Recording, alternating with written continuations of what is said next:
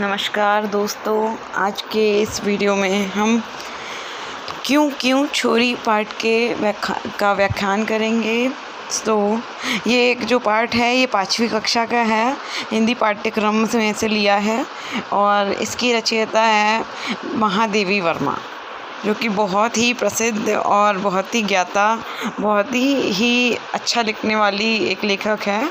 तो उनकी एक प्रसिद्ध कहानी है क्यों क्यों छोरी, जो कि एक आदिवासी बच्ची के बारे में है, जिसे हम शुरू करते हैं। क्यों क्यों छोरी। पर क्यों? छोटी सी लड़की थी वह, करीब 10 साल की। एक बड़े से सांप का पीछा कर रही थी। मैं उसके पीछे भागी, उसकी चोटियाँ पकड़ घसीट कर लाई, उस पर चिल्लाई, ना मोइना ना। क्यों? उसने पूछा। वो कोई धमन वामन नहीं है, नाग है, नाग।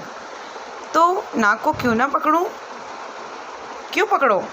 पता है हम सांप खाते हैं, मुंडी काट दो, चमड़ा बेच दो, मांस पका लो। नहीं, इस बार नहीं। हाँ हाँ करूँगी। पर क्यों? मैं उसे समिति के ऑफिस तक घसीट कर लाई। वहाँ उसकी माँ खीरी एक टोकरी बुन रही थी। चलो थोड़ा आराम कर लो, मैंने कहा। क्यों? क्यों नहीं? थकी नहीं हो क्या? मोइना ने सिर हिलाया। बाबू की बकरियाँ कौन घर लाएगा?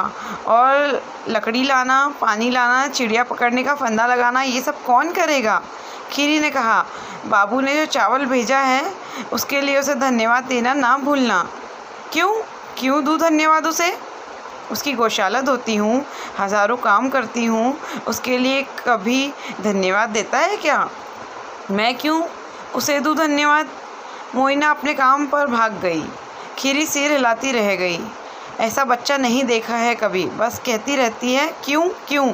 गांव के पोस्टमास्टर ने उसे क्यों क्यों छोरी का नाम दे रखा है। मुझे तो अच्छी लगती है मोइना, इतनी ज़िद्दी है कि एक बात पकड़ ले तो उससे हटती नहीं। मोइना आदिवासी लड़की थी, शबर जाति की। शबर लोग गरीब और भूमिहीन होते हैं, पर बाकी शबर लोग कभी शिकायत करते सुनाई नहीं देते थे। सिर्फ मोइना ही थी जो सवाल पर सवाल करे जाती। क्यों मुझे मीलों चलना पड़ता है नदी से पानी लाने के लिए? क्यों रहते हैं हम पत्तों की झोपड़ी में? हम दिन में 2 बार चावल क्यों नहीं खा सकते?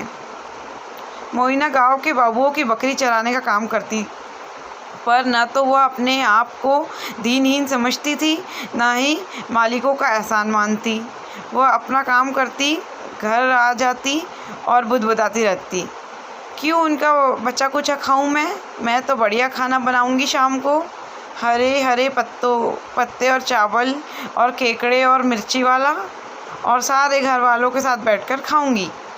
वैसे शबर लोग आम तौर पर अपनी लड़कियों को काम पर नहीं भेजते हैं, पर मोइना की माँ एक पैर से लंगड़ाती थी।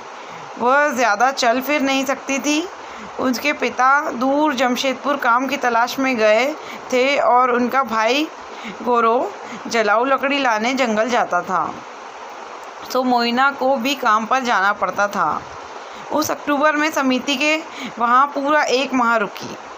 एक सुबह मोइना ने घोषणा की कि वह समिति वाली झोपड़ी में मेरे साथ रहेगी। बिल्कुल नहीं, खीरी ने कहा। क्यों नहीं? इतनी बड़ी झोपड़ी है, एक बुढ़िया को कितनी जगह चाहिए? तुम्हारे काम का क्या होगा? काम के बाद आया करूँगी। और वह एक जोड़ी कपड़े और एक नेवले का बच्चा लिए आ पहुँची। ये सब ज़रा सा खाना खाता है और बुरे सांपों को दूर भागा आता है, उसने कहा। अच्छे वाले सांपों को मैं पकड़कर माँ को दे देती हूँ। क्या बढ़िया तरी वाला सांप बनाती है, तुम्हारे लिए भी थोड़ा लाऊंगी। हमारी समिति की शिक्षिका मालती बोनाल ने मुझसे ये कहा। आप तो तंग आ जाएंगी इसकी क्यों क्यों सुनते हुए। और वाकई वह अक्टूबर ऐसा बीता कि पूछो मत।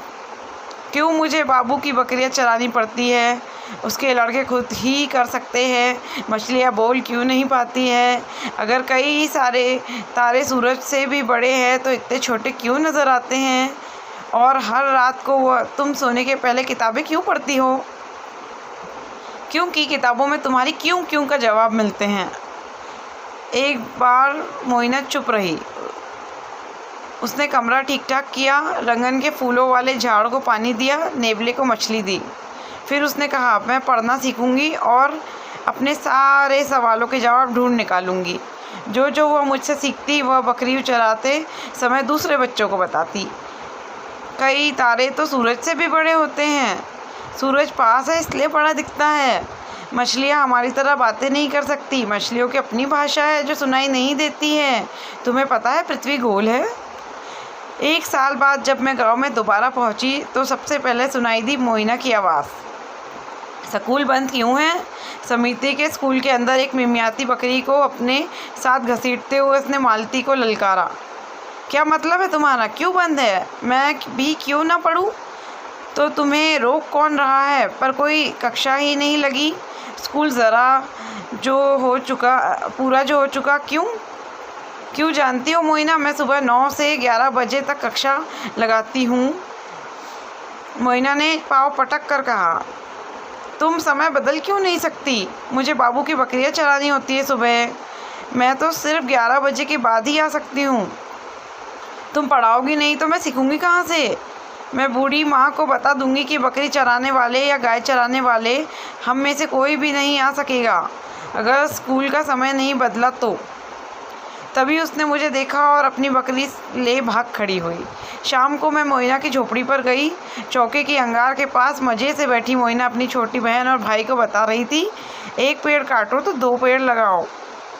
खाने के पहले हाथ धो। जानते हो क्यों? पेट में दर्द हो जाएगा। अगर नहीं धोओगे तो तुम कुछ नहीं जानते। जानते हो क्या? क्योंकि तुम समिति की कक्षा में नहीं जाते।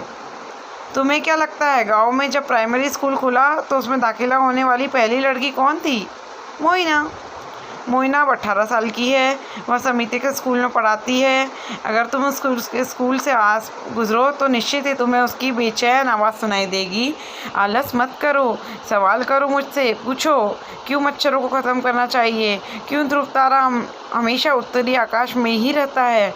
और दूसरे बच्चे भी अब सीख रहे हैं पूछना क्यों। मोइना को पता नहीं है कि मैं उसकी कहानी लिख रही हूँ। अगर उसे बताया जाए तो कहेगी क्यों, मेरे बारे में क्यों। लेखक महादेवी वर्मा। यह अत्यंत ही खूबसूरत कहानी एक आदिवासी बच्ची के बारे में महादेवी वर्मा जी ने लिखी है। तो दोस्तों, आपको कैसी लगी? और प्लीज़ मेरे चैनल को सब्सक्राइब करिए। धन्यवाद।